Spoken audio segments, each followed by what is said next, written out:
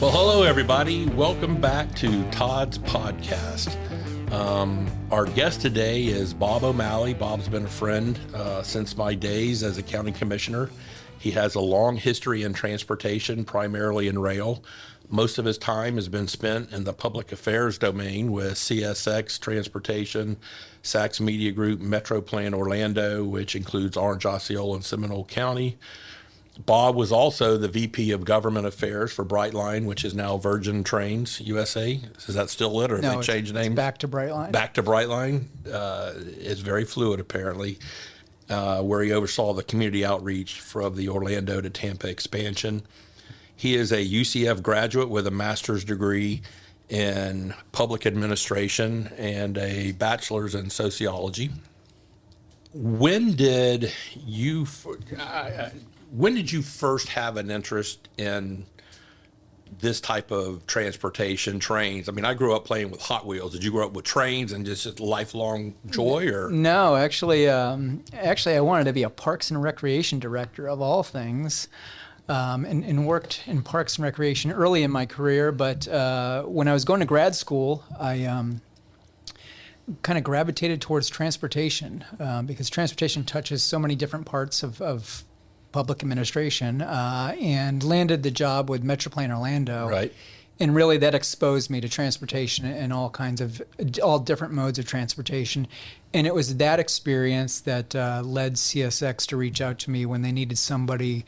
This is prior to the SunRail transaction. They wanted somebody in Florida, so they reached out to me, and that's how I ended up at CSX. And railroads have been in my blood ever since. So most everything you've done has been somehow train related, I'm assuming. Right now you are the president and owner of Right Track Public Affairs. You are an independent consultant, hire yourself out for different folks who need you with transportation type issues. Has that always been really where you've wanted to stay, or have you thought about, hey, let's branch out, I'm tired of these trains? They don't always run on time. No, I'm not tired of the trains, but I would welcome the chance to branch out and have taken on clients that are not transportation or railroad related. Although the majority of my business comes from rail, right? Rail companies, different freight and passenger rail companies. I know that CSX creates a pretty wide swath in this country. I know that from dealing with them as a county commissioner. You certainly calmed me down from time to time, and you were very good at your job. And it's amazing the rights that they have versus other rights, because they were here first, I guess, and they had a great lobbying group back in the day when all the laws were being written. Right. So I do appreciate all the help that you tried to affect and represent CSX on the local level, to give a name and a face to the monolith that was CSX, and to help the local communities understand what y'all's issues were, and then you will help take our issues back to your corporate office. So, well, thank you. And Polk County was an important county for us, as you know, both with the intermodal terminal in Winter Haven. Yep. Plus, we had a lot of scrutiny of what we were doing in Lakeland. Ended up spending a lot of time on the ground here in Polk County, and always enjoyed working with everyone here. So part of the reason Bob is here is he is going to tell us how to solve the transportation issues on I-4. And you were at Governor DeSantis' announcement probably 5 weeks about a month ago, here in Polk County. Okay. Yes. And I was not. Can you tell us kind of what came out of that and what your take on it was? Sure. So you mentioned solving congestion on I-4, and when you think of your own investment portfolio, what's the key to a successful investment portfolio? It's diversification, right? Diversifying your investments, and that's important with transportation as well. And the governor's announcement a month ago, he talked about the Moving Florida initiative, which includes widening of I-4, but not just widening and adding a fourth lane between US 27 and Orlando, but also adding express lanes from US 27 to Orlando. And that's important because it offers different options. And that's the key to building a successful transportation system, is have different options. And the express lanes, nobody likes tolls, But think about it. No one likes going 2 miles an hour on I-4. Exactly. Well, think about it. I always use the example of the mail, right? Most of the time, when you mail something, you stick a first-class stamp on it and you mail it. But there are those times when what you're sending absolutely needs to be there overnight, right? So you have other options besides the U.S. Postal Service. So you pay for those options. And same with transportation. I'm pretty frugal. Most of the times, I'll sit in the traffic. Because I don't want to spend the dollar on a toll, but there are those times when you're late for an important business meeting or to pick up your kid or something, and you can't wait in the traffic, and you want that option of getting there quickly, and that's why the express lanes are important. And I think that was great to hear the governor's announcement, and I think the governor and Florida Department of Transportation are really off to a great start in fixing transportation here in Florida. The only thing I would have done differently is taken the express lanes all the way to Tampa. I think that's what we need. In addition to, we also, I mentioned diversification. We also need not just highway modes, we need rail modes as well, because not everybody can drive. So I don't disagree. I think there should be express lane all the way to Tampa because it gets backed up from 27 to Plant City and Plant City to Tampa. I mean, Right. It happens. Would the express lane really alleviate that? It seems like the wrecks are what really hamper things, or someone getting a ticket and everybody rubbernecking as they drive by. Well, I drove here this morning from Orlando, and every time I go to Tampa for work, the traffic going from 27 to Orlando in the mornings is terrible. Mm-hmm. And it's because so many homes have gone into East Polk County, and a lot of those people are going to work, going to Right. jobs in the Orlando area. So adding the fourth lane is going to help, but also, like I said, having the express lane, it's better to have 4 general use lanes and 2 express lanes instead of 6 general use lanes. Because if you have 6 general use lanes, they're all going to be clogged up. But if you have that option where maybe one day a week you use it, not everyone's, most people aren't going to use it every single day. So having that option, like I said, it's the FedEx versus U.S. Postal Service. Having different options is an important, that makes for a successful transportation system. I think at some point those express lanes are going to fill up. I mean, in all honesty, $1 is nothing compared to sitting on I-4 for 45 minutes. My daughter lived in Winter Haven, and she and her husband and their son just moved to Oviedo because she worked in downtown Orlando. And she would call me and said, "Dad, I'm doing 2 miles an hour." Right.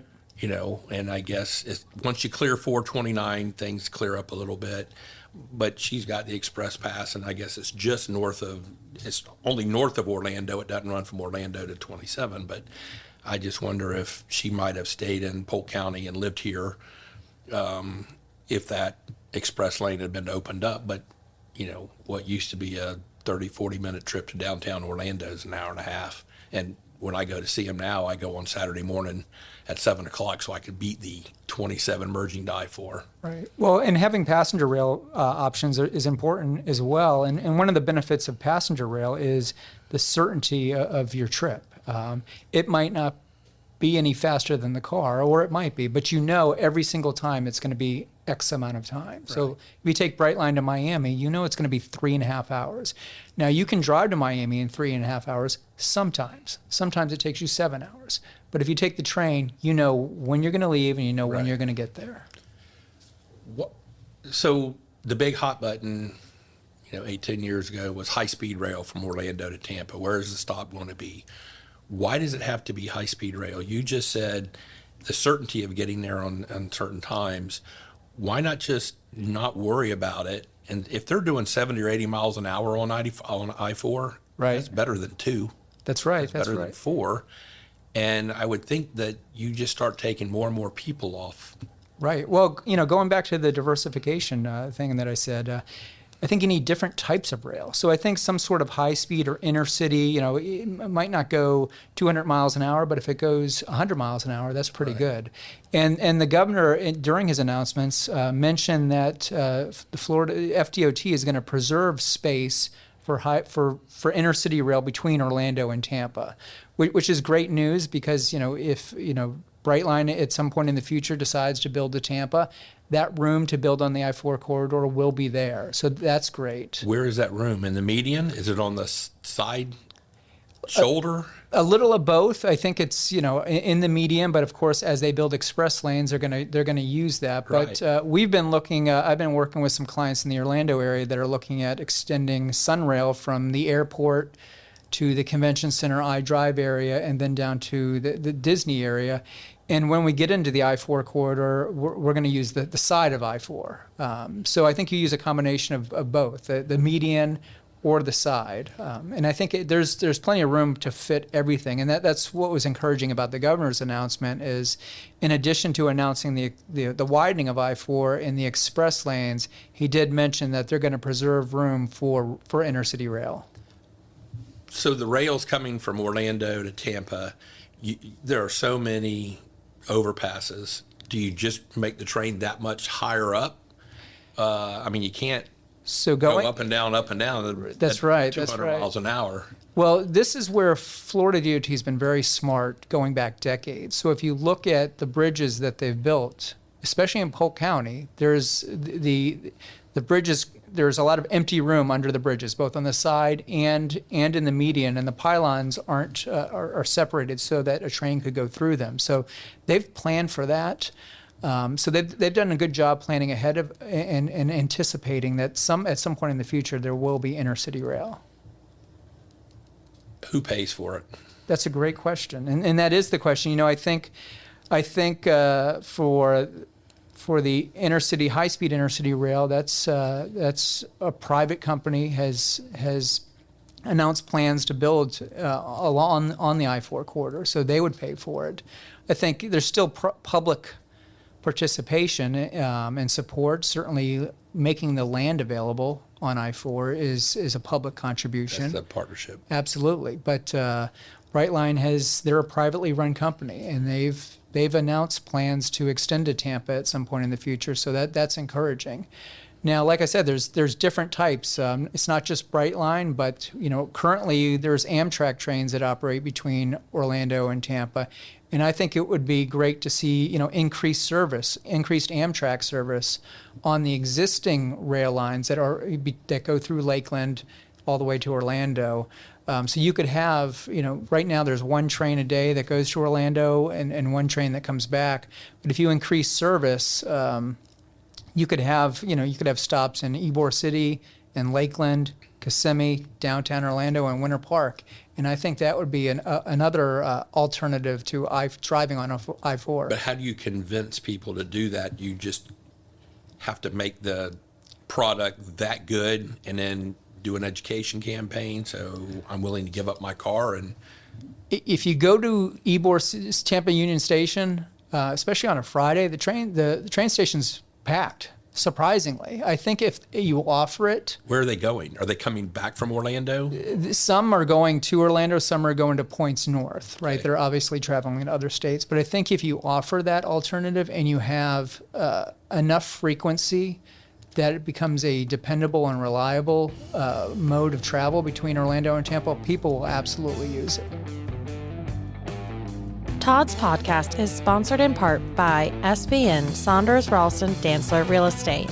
Since 1996, the firm has offered unrivaled brokerage services throughout Florida, Georgia, and Alabama.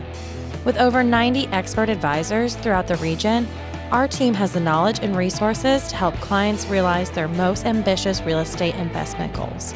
When you choose SVN Saunders Ralston Dantzler Real Estate, you have access to a diverse suite of commercial and land services, including forestry consulting, land management, auctions, property management, commercial leasing, and negotiating conservation easements.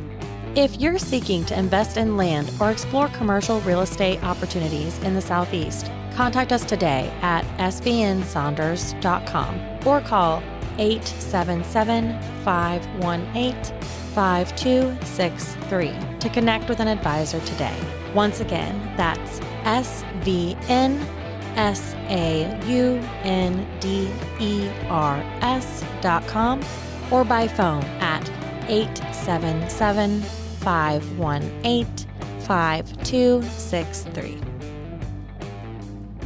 One of the things I thought of, again, is you don't have to have a bullet train doing, 150 miles an hour, but Disney figured out a monorail system in the early 70s. What about putting an electric monorail system and having cars every 5 minutes leaving from wherever? And, hey, the blue car, you always get off on 27, and then you pick 3 other locations to Tampa, and you just have these cars leaving these different stations, whether it's 24 hours a day, whether it's during peak times, it's every 5 minutes, and off peak, it's every 15 minutes. So I think monorail, Disney built them in the 70s and haven't built any since. They're hugely expensive. Really? Hugely expensive.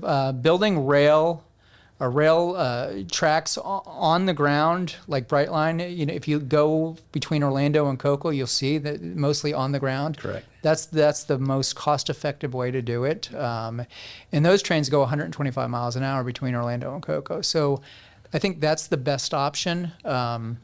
I think using the existing rail lines, the main line that CSX owns between Orlando and Tampa for increased Amtrak service, but also for extending SunRail into Polk County. I think both of those options are something that we need to take a look at.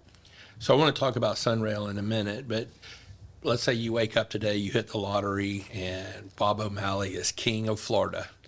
You're king of transportation for Florida. You've got all the money you need. You've got all the political will you need. Right. How do you solve, what is the solution?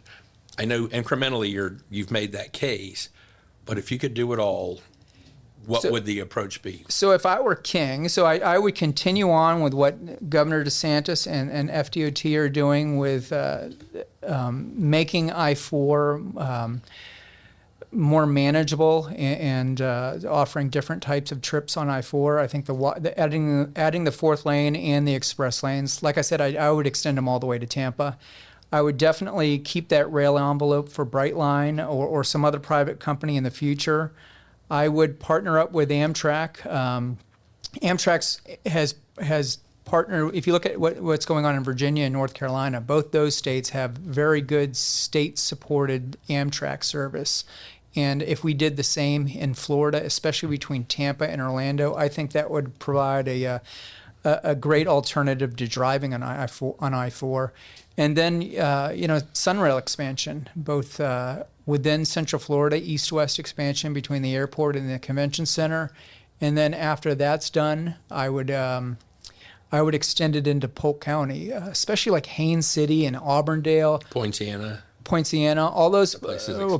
Poinciana's already has a station, right. But if you had a station in Haines City and Auburndale, all the people that are moving into East Polk County that have jobs at Disney and Universal and the airport or the other tourism companies, then that provides them an option beside just driving on I-4, and it gets them to their jobs. And I think that will do a lot for solving congestion on I-4, in addition to the investments that the governor announced. Well, how much land do you need for a train station for, let's say, SunRail? I mean, if you're going to take hundreds and hundreds of cars off of I-4 in the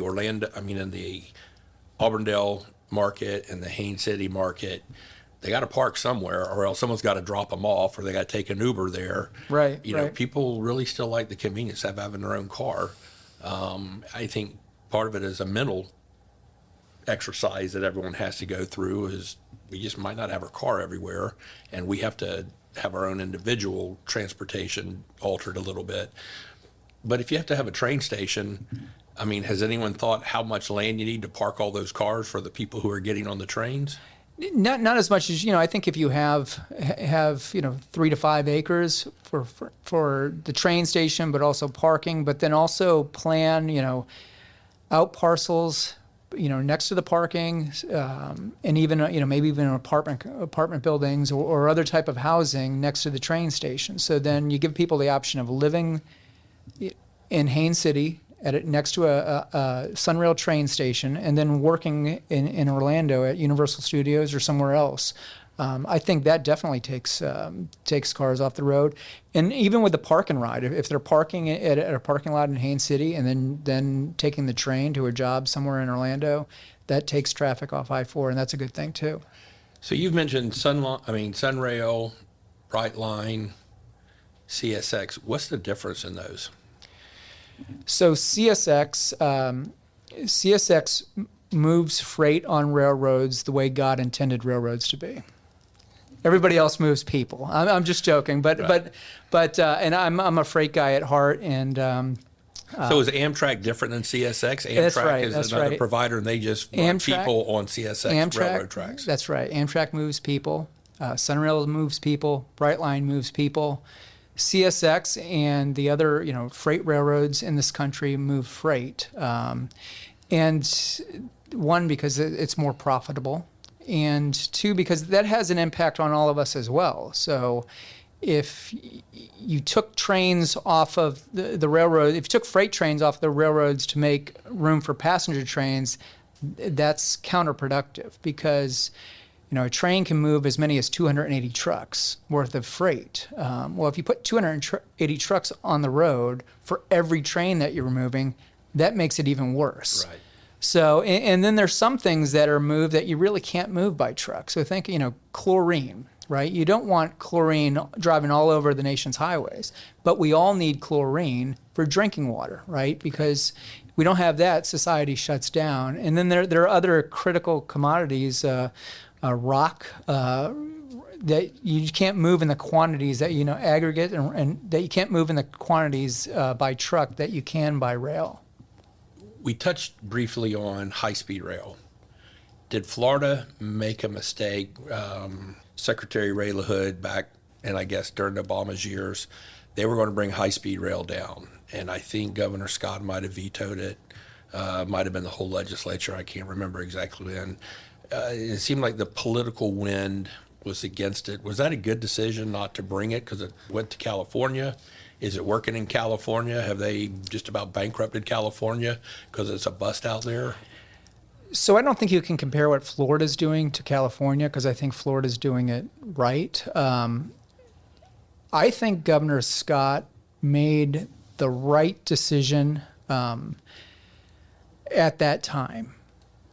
I think the problem with the plan that for high-speed rail, and I know a lot of people are going to disagree with me and might be yelling right now at their radios. And if you are, please call yes. Eli Nicholson, our producer. He's the most right. eligible bachelor in Polk County. So, Eli, if you'll wake up and take these phone calls, that'd be great. But I think the plan then, as you know, was to build high-speed rail from Tampa to Orlando, and I think that was the wrong first leg.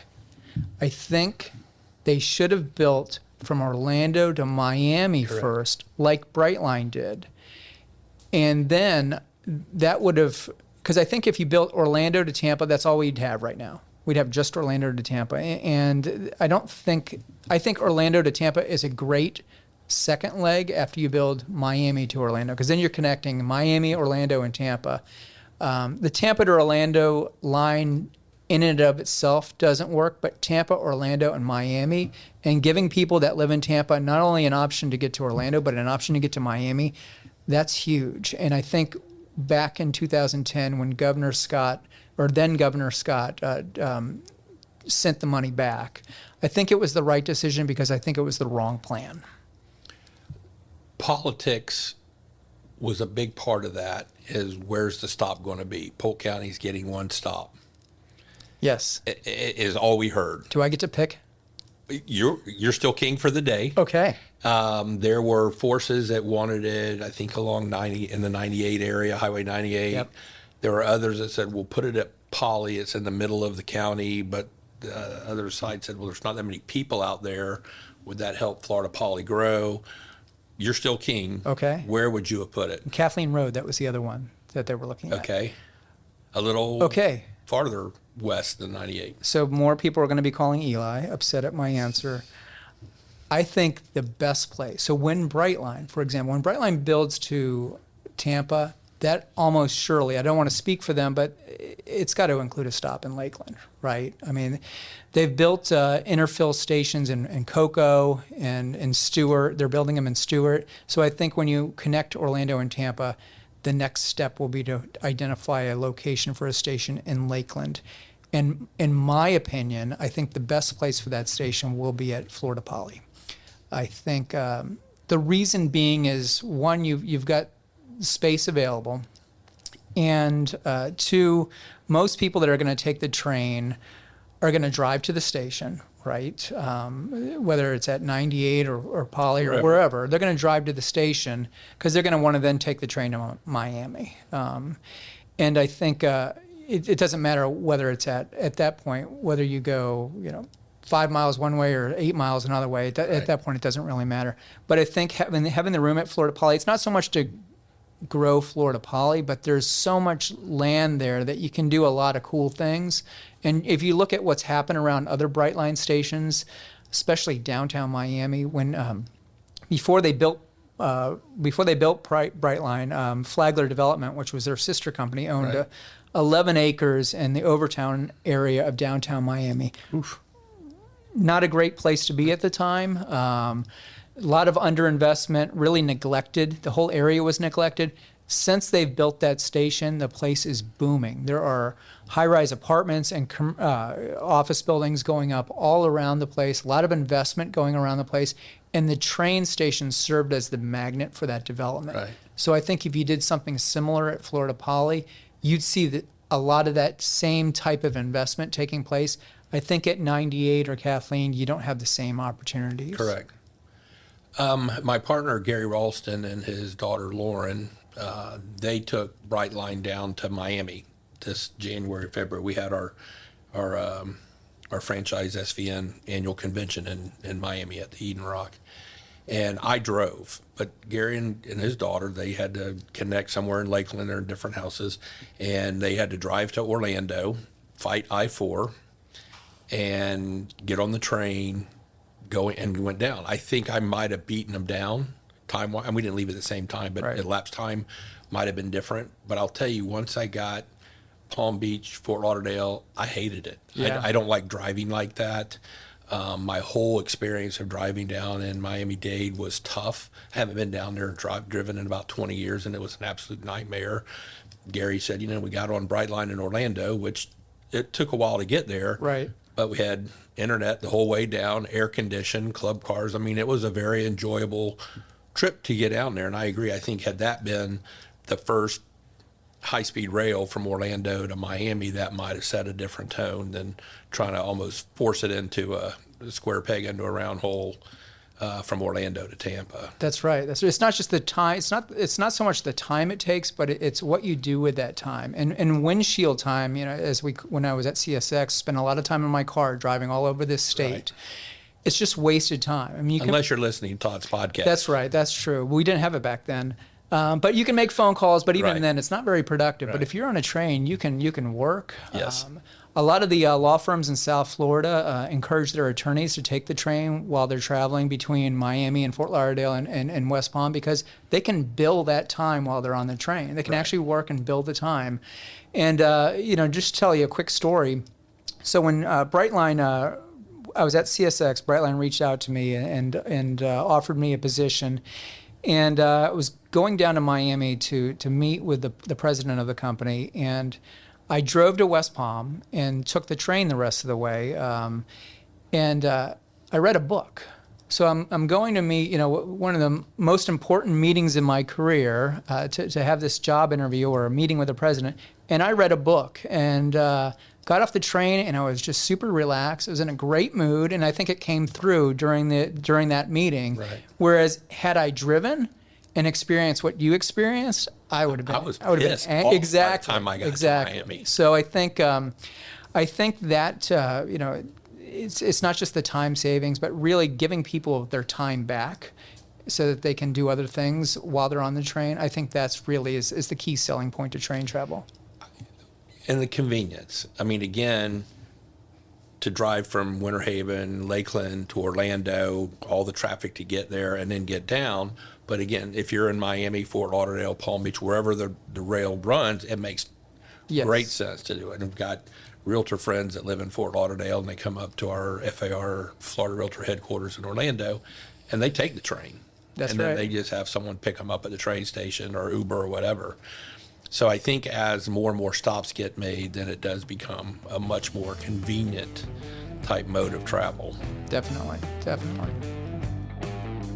Hey, listeners. Hey, everyone. Hola. Hi, all. Hello, everybody. Hello. This is Rob Palumbo. This is Fred Hyde. This is Juliet Ashley Vide. Dr. Angela Garcia Falconetti. This is Congressman Scott Franklin. This is Margie Grant. This is Jake Palumbo. And I want to thank you for listening to Todd's podcast. Thank you for listening to Todd's podcast. Thank you for listening to Todd's podcast. Please make sure that you like and or subscribe. Don't forget. Don't forget. Don't forget to subscribe to Todd's podcast on your favorite podcast app. Tune in and listen. Join in and listen to us. Thanks. Thank you.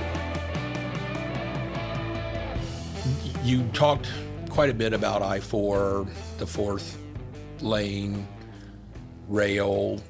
What's the timeline for all of these things? And are there funds appropriated for that? I mean, if I want to take the train or that mode of transportation, is it going to cost me $20 per trip, or have they got the ridership to where it's an economical thing for a rider to do? So on the highway investments that they're making through the Moving Florida Forward initiative, that money is there. It is available, and they've already started work on adding the fourth lane between US 27 and State Road 417. So that work's already underway. The money is available. For Brightline, I think that's probably a decade away, and just would be my guess, between Orlando and Tampa. But I think there's some immediate things that are happening that will kind of set the stage for the expansion of intercity rail to Tampa. And that's a project that I'm working on I mentioned earlier, extending SunRail from the airport to the existing north-south SunRail line to the Orange County Convention Center, and then down around the South International Drive Disney area. And that would be a SunRail expansion, east-west SunRail expansion, but Brightline would use those same tracks. It would be built so that both trains could use the tracks. And then from that point at the end, Brightline can then take it from there all the way to Tampa. So that project that I'm working on, the Sunshine Corridor, is what we're calling it. That's something we're working on right now, and there are historic levels of funding at the federal level available for rail projects, and there's not a lot of rail projects around the country that are eligible for it. So I think we're in a great position to capture some of that federal funding. There's available funding at the state level for the state match, and then for the local match, there's a local match component that the local governments will have to take up, but they've also received private contributions and pledges for private sector contributions to help out with the local match, which could cover almost half of the local match. So my client, Universal Studios, has pledged to build and to fund the Orange County Convention Center station. Wow. So that will, their total contribution will be around $125 million when it's all said and done. That's hugely meaningful, and it makes their application for federal funding that much more competitive, because the feds like to see that private sector Correct. involvement as well. So I think that project is teed up nicely for funding. We're in the works right now going after that funding.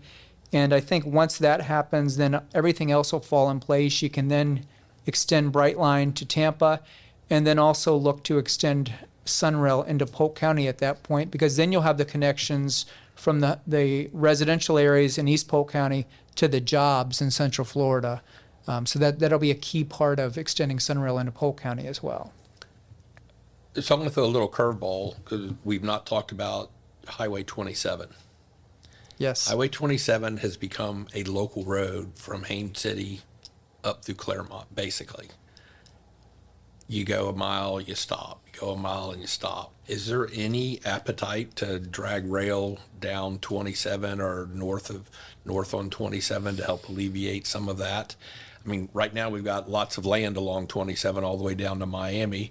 27 does go from Miami out to Tallahassee. Should they be making these investments now while land is as cheap as it is? Because it'll never be as cheap as it is today.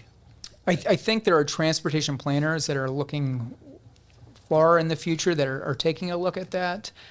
But I think, when you look at the projects that I just mentioned, you're then, and you got to get in line. And I think that's far down. Yeah. That's a ways away. I think some of the immediate things, I think extending SunRail into Haines City and Auburndale will provide a great option for people that live in East Polk County. Any timeline on that? anything that local officials can do to start lobbying for that, or riders can start doing to lobbying for that? Well, I know Polk County is doing some studies, and those are important. They're doing, I think, Studies. Yeah. My God. But I think, if you look at so one thing about the Tampa to Orlando high-speed rail that was shot down in 2010 is back then it received a record of decision from the Federal Railroad Administration. That environmental clearance is already in place and already makes it, so I mentioned the Sunshine Corridor, the east-west expansion of SunRail and Brightline. That will, in addition to being positioned to receive federal funding, some of the environmental clearance is already in place because of the studies that were already done. So I think having those studies in place makes it easier and positions a project to go after funding at the federal and state level. So they're starting to do that in Polk County, and I think that's the right approach. I think they're doing all the right things right now. I just 27 from Haines City to merging onto I-4 going into Orlando until you clear 429. Again, it used to be a 10, 12-minute trip, and now it's 30 to 45 minutes just to get from Haines City to 429, and it's just a bear. And it just puts people in a foul mood, and I know that's not your issue because you're here trying to solve these problems. But what innovations are out there in transportation, whether at rail, air taxis? Is there anything out there other than, is anyone thinking outside the box to say, hey, we haven't thought about the channel, we haven't thought about X, Y, or Z. We do seem to be spending a lot of time on the tried and true rail, Right. More roads and more lanes. Is there any are there any free thinkers out there that are just going, holy good Lord, where'd you come up with that? There are, and I think those innovations are important to develop and then to study and pursue, and because you kind of need a little bit of everything, as I mentioned, diversification, that's what you said at the right? beginning. So you mentioned air taxis. There's eVTOL, electric vertical takeoff and landing aircrafts. We already have vertical takeoff and landing aircrafts. They're called helicopters. Right. But the new thing is the fact that they're building these vehicles that are now electric. And I think those might be an option in some places and some uses, especially, I think if you look over in the Tampa Bay area, the greatest thing about Tampa Bay is the bay, right? But it also is their biggest challenge from a transportation standpoint. Right. I think those types of vehicles might have a use between, traveling between downtown Tampa Airport, and downtown St. Pete. It provides, but it doesn't provide the numbers that you need because you can move 4, maybe 6 people on a vehicle. So I think that's something that is exciting. It's innovative, but I don't think that's the answer, especially if you're looking at traffic between 27 and Orlando. Taking 5 cars off of there doesn't solve it. No. Autonomous vehicles, that's another exciting thing, and that's being developed. And I think the technology's not there yet. In Altamont Springs, where I live, we have an autonomous shuttle that we're doing a pilot project with the Florida Department of Transportation, where we're operating an autonomous shuttle kind of around our Cranes Roost and our mall area. We chose that location because it's a controlled setting. It's easy to test something out, and we're testing it knowing that the technology, there's a next generation and then a generation after that. And as the technology advances, we'll look to expand it geographically. So we'll expand it to Florida Hospital and then eventually expand it to the SunRail station in Altamont Springs. And that will provide another connection, last mile connection for SunRail. So I think autonomous vehicles are exciting. From a highway standpoint, they're exciting just because it makes the road safer, and it might make the road, you might be able to manage traffic a little better if, because the biggest But it's still a vehicle. You're just taking True. a driver from behind the driver's seat. The vehicle is still the vehicle. True. But if you have increases, autonomy will, theoretically will improve safety on the highways, so you have less crashes. And you mentioned earlier, the crashes cause a lot of these backups. Right. So you have less crashes. You might be able to fit more cars, from a capacity standpoint. Variable speeds, what causes the biggest problem. I drive the speed limit, of course, but there are people that Eli drive. drives like a bat out of hell. Just Well, so you know. that's He's- but those are the problems. It's the people that drive 50 miles an hour on I-4, and then the people that drive 100 miles on I-4. Yeah. If you get rid of those, I-4 pretty much, I think, would be very safe and would operate pretty efficiently. It's the varying speeds that causes a lot of the backups and the braking and stopping and that kind of thing. And I think when you have things like cruise control, the adjustable variable cruise control and autonomy, things that are already available in cars, that will make the operation of cars safer and will increase capacity on highways. And then as that autonomous technology increases, you'll get even more of that benefit. You made the comment a couple of minutes ago that theoretically autonomous vehicles are safer.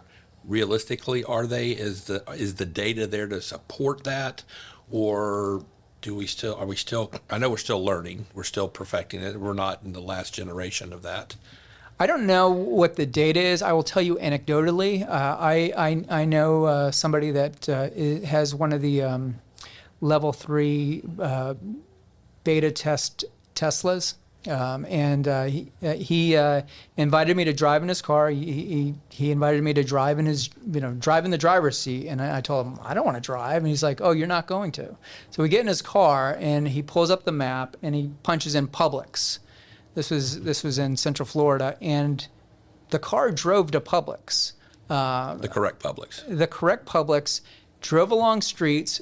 There were bicyclists on the road. There were other cars on the road. There was even a car that did like a boneheaded move, and the autonomous vehicle did the right thing. So I felt very safe because it's looking 360 degrees around you at all times. And at first I was a little nervous, but Did you keep reaching for the steering wheel, or say, where's the brake on this I thing? had my hands close, but I felt very safe. I thought it was a better driver, not a better driver than me, but a better driver than most of the people on the road. So I've not been in one. Would you have had the ability to pull out a newspaper and read it, read a book? Or I you think still have to be paying attention, you just don't have the controls? You have to, or you're supposed to, but I can tell you this gentleman, he always uses it wherever he goes, and he says he'll look at it. He sends texts and emails on his phone. Of course, people do that nowadays Correct. anyways, but you can do that. So I think we'll get to that point where you can do that. And I think that's important, not just for safety, but transportation. I mentioned earlier when I was talking about passenger rail, not everyone can drive. Kids, some kids aren't old enough to drive, and we have a large senior population in Florida. A lot of them can't or shouldn't be driving. Right. And then there are others that just can't drive. So having a option beyond just having to own an automobile, which also is extremely expensive.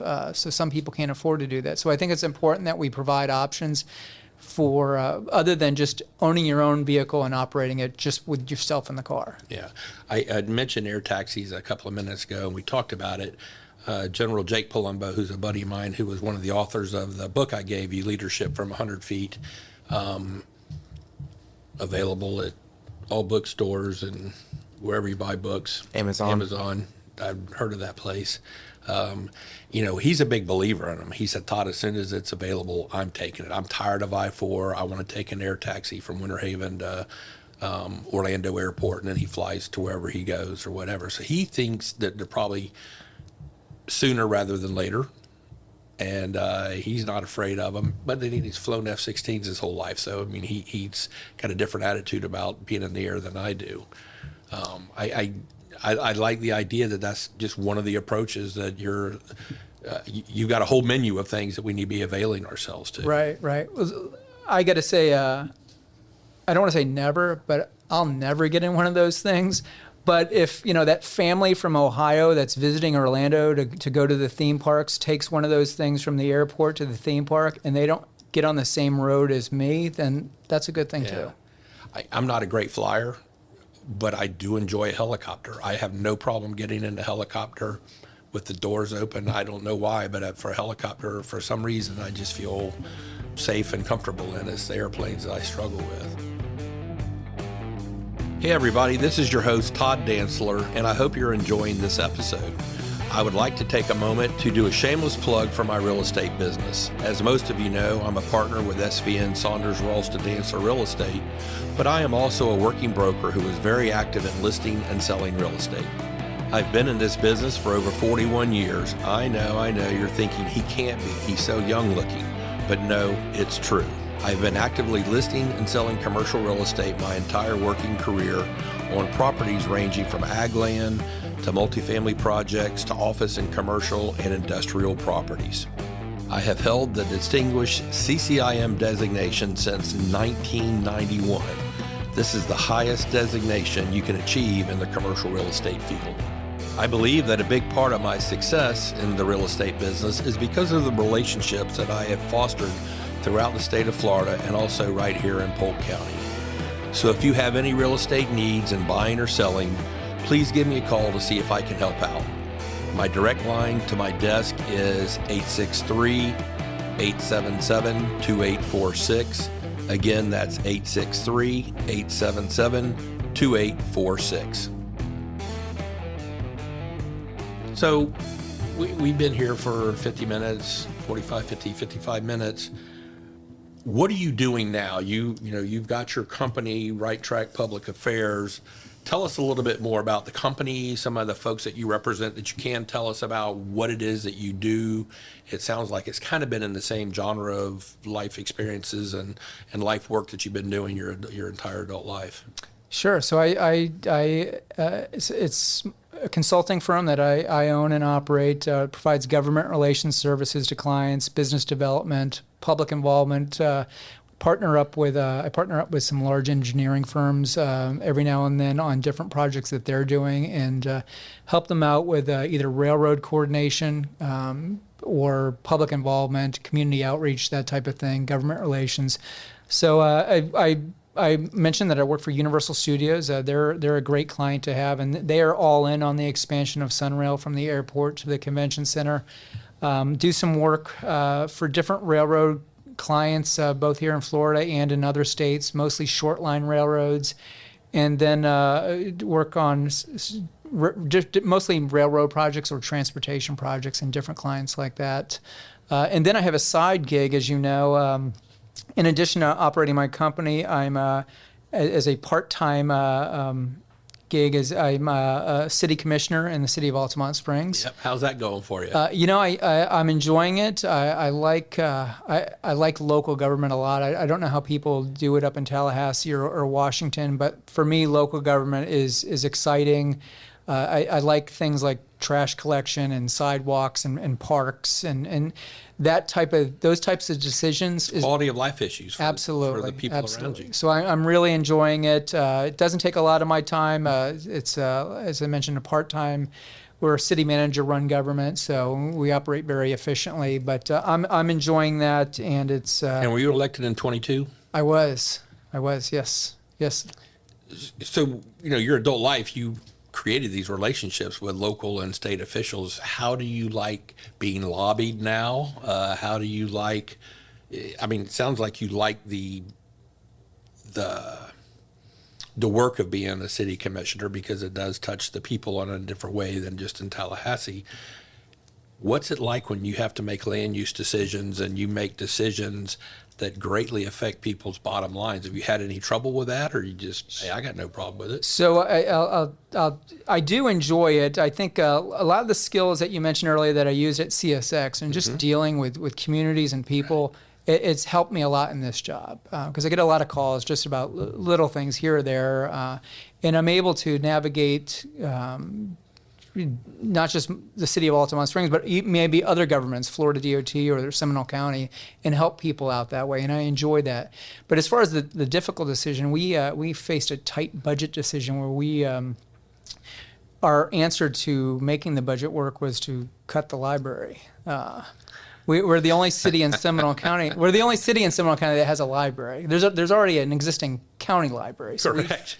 We felt that. How many friends at the library did you know that came out to say hello, wearing the big red shirt? Way more than I ever expected. So we did. We did make a slight increase in the millage rate, and we positioned it that way. We had so many people come out to our next meeting, and they were all in favor of it, and really was just a great example of listening to your constituents. And sometimes you might have the answer, but it might not be the right answer. So ultimately, you need to listen to your constituents. So.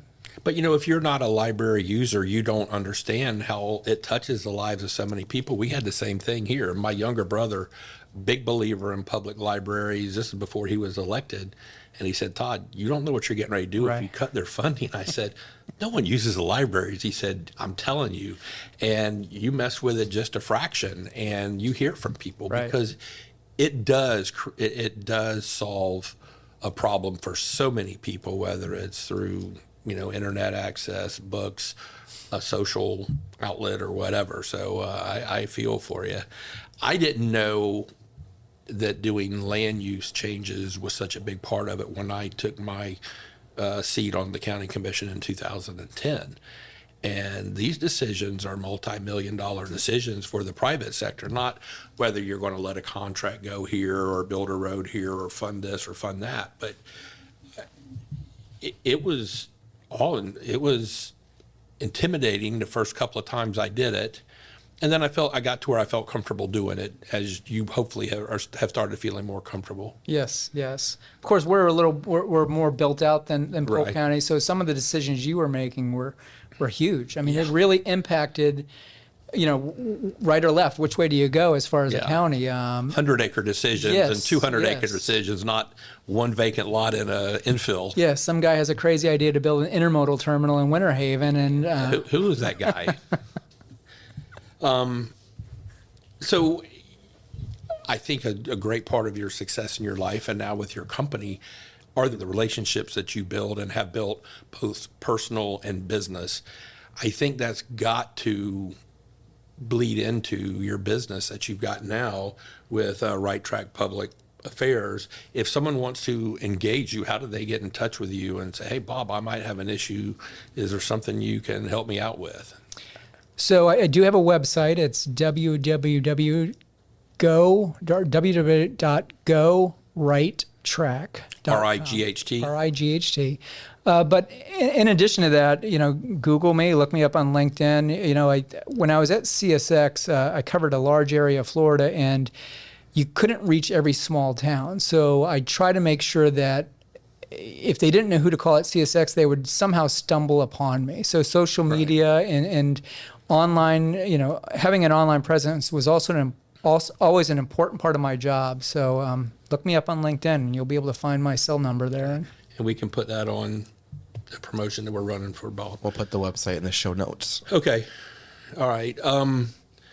So just kind of wrapping it up here, a little bit personally about you. You're a big soccer fan. We talked about that earlier. Are you any good?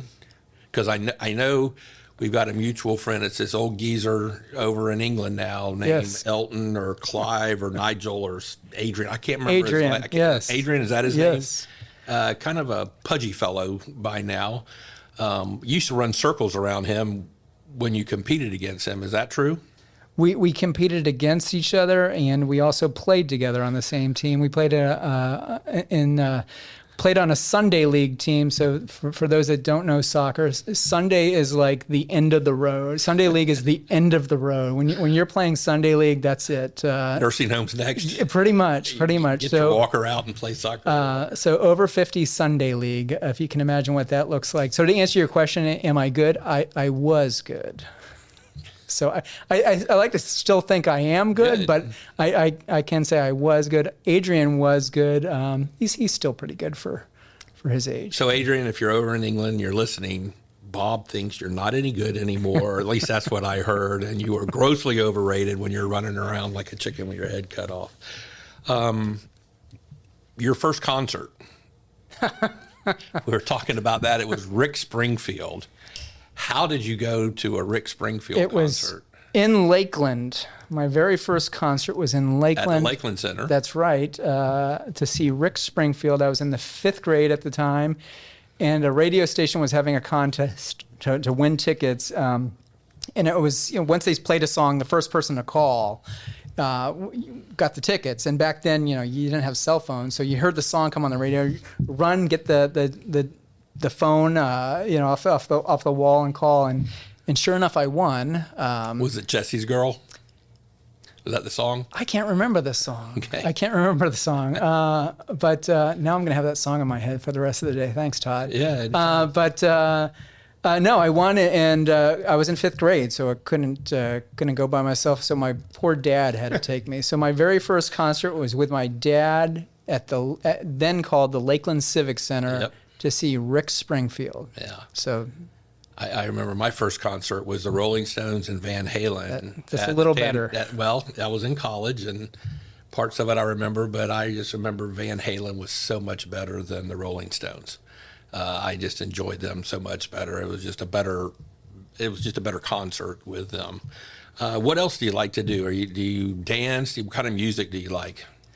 Yeah, I like rock music. So other than Rick Springfield? No, definitely not. With Rick a little more edge Springfield. than Rick. I'm regretting telling you that story. No, I like U2. I like more not quite going back to Van Halen, a little more modern than that. But I guess U2 is no longer modern. But well, they were. I think they're timeless. Right. I wish they would come out with more music, but they may have made so much money and made their political statements that they're just. Yeah, I think the last 2 concerts I've been to were Killers and Coldplay. So if that tells you anything. What have I not asked you about transportation or about what you do that you would have said, gosh, Todd, even though I'm still king for the day, I wish you would have asked me about this. What did I miss? I think the important thing is for people to realize that if they're complaining about traffic, it's their fault. Because they're they're causing the traffic. So just be mindful of that, and also be mindful of the fact that not everyone can drive. So we need to provide different options for people, and that's not only good for the people that can't drive, but it's good for everyone, because if they're not in traffic, if they're on a train, for example, that makes your drive to work a little better. But I think, your solution was we just need a full menu of options for people to do it. And so for so long, it was trains, especially up north. Down here, we have the freedom of land, and so, the vehicles, we're so used to that. I think transitioning to the train type buses, I don't think people do buses that much, but that's certainly a viable option for folks as well. So you heard it here. If you're stuck in traffic, it's your fault, or Eli's fault, probably Eli's. But Bob, I appreciate you coming in. You've told us a lot about what's going on in the world of transportation, not just I-4. I mean, you did fix that problem for us. So you just need billions and billions of dollars in a couple of decades. But you also kind of expanded our mind a little bit about rail and what's the most efficient way. And I appreciate you coming in and giving us your expertise. And again, you could not have been nicer to me when I was a county commissioner. You were always a solution, and you were never a problem, and you never stood in the way. You always tried to help fix things, and I appreciate that, because dealing with CSX was frustrating. Right. And I don't know anyone that's ever tried to deal with them on a local government of elected level has not been frustrated with them. And, you help put a face on it and help make it better for us. Once in a blue moon, I'll get a call from a city or a county commissioner from somewhere in Florida who will start complaining about something, and I usually let them go on for about 30 seconds before I let them know that I'm no longer with the company. Yeah. But still try to help them out, still try to connect them to the right people in the company, because as you mentioned, relationships are important. Absolutely, and they keep going on. And if you can help someone making a phone call or say, "Hey, call this guy or this gal," this is who can probably help answer that question for you. That's right. And it's probably Commissioner Bill Braswell that was complaining the most to you. He's a bit of a whiner. So, thank you for coming in. Thanks for having me on. Appreciate it very much. It was a lot of fun, and I appreciate you making the trip over from your home on I-4 and braving that. And folks, I appreciate you taking the time to listen to us today on another episode of Todd's Podcast, and we will talk to you soon. Hey everybody, I want to thank you for listening to Todd's Podcast. This has been your host, Todd Dantzler. As always, don't forget to rate, review, follow, and subscribe to Todd's Podcast on your favorite podcast app. If you have any questions for me or any suggestions for future guests, please call or text our number at 863-288-0944 or visit todddantzler.com. Again, that's 863-288-0944 or visit my website, todddantzler.com. I look forward to hearing your questions and feedback, and please take care.